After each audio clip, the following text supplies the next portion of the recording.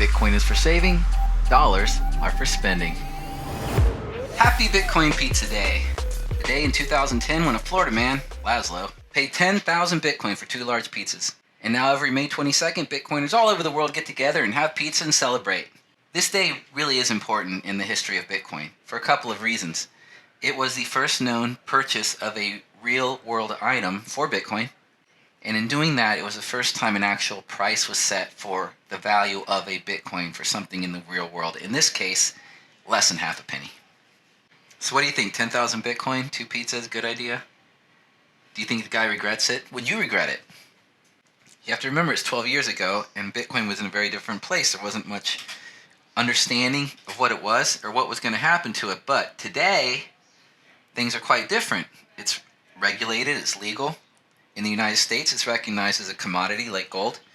People can be paid in Bitcoin. Football players are being paid in Bitcoin. Anyone in America can actually get a portion or all of their paycheck converted immediately into Bitcoin. Our mayor of New York did it for his first 2 paychecks. There's 2 countries in the world that currently recognize Bitcoin as legal tender. There's stock exchange products, and pretty much anybody in the world could download an app and get some Bitcoin in about 5 minutes, sometimes for free.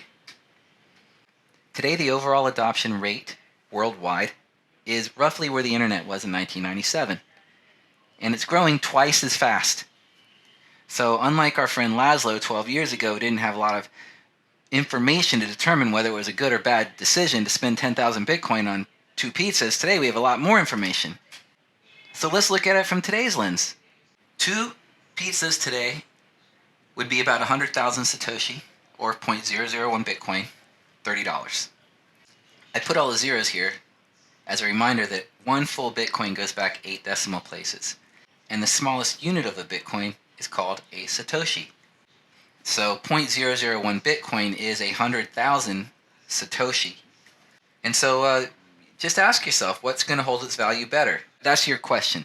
In 12 years, do you think you'll get more pizza for 100,000 Satoshi or more pizza for $30? What's better to spend now? And which one's better to save for later? And that brings us right to the title of our presentation. Bitcoin is for saving, dollars are for spending. So another way to put it, dollars always go down and Bitcoin always goes up. Asterisk. You might think I'm trying to pull a fast one here, but I am going to show you that this is in fact true. Bitcoin does always go up. So here we go. So let's start with the easy part. We have dollars, the only money most of us have ever known for our entire lives. And today we have roughly 8% inflation. So any $1,000 you save right now, if you manage to put it away for 12 years, it's going to lose 96% of its value. That's just math. 8 times 12 is 96. So 96% of its value will be gone in 12 years. Does that sound like a good place to store your wealth? And you can say, well, hold on a second. We don't actually know for sure if there's going to be 8% inflation the whole time. We actually have about more than 70 years of historical data to show us that pretty much every single person alive today, from the minute they were born, the value of their money, our money, the US dollar, has continuously without fail gone in one direction, down, always, 100% of the time. And it's still doing it today. In fact, right now, it's going at a faster rate than it has in the last 40 years. And so when it comes right down to it, you have to ask yourself, what's the point in saving the money that's continuously worth less? Our monetary system is designed this way. It disincentivizes saving money. And you wonder why you're running on this hamster wheel all your life, having to work longer and harder for the same amount of stuff. And it's the only thing we've known our whole entire lives because it's the only money we've known our whole lives.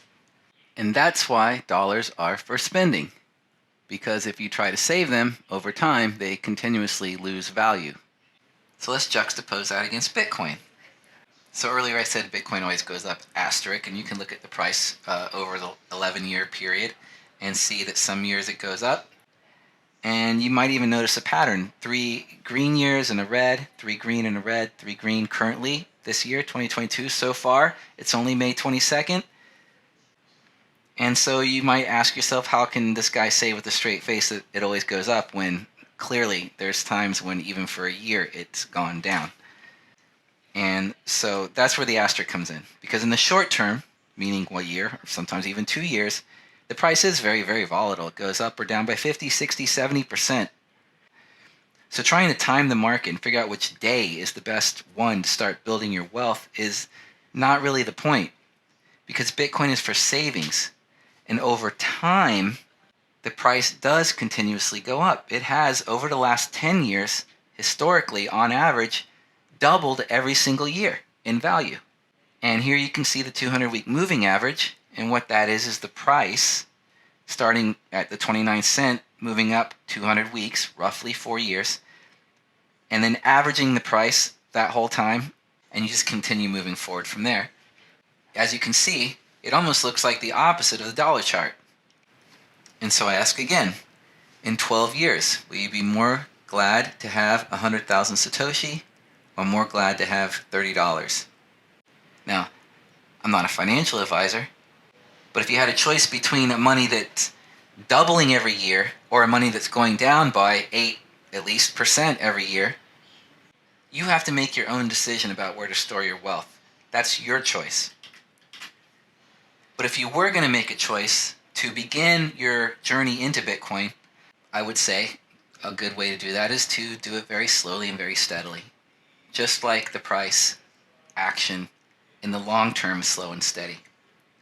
What does that mean? Well, choose a number, $50 a week, $20 a week, or even better, a percent, like 1%, something very small, and say, okay, for every $100 I earn, I'm going to put $1 and buy Bitcoin every week. And that's it.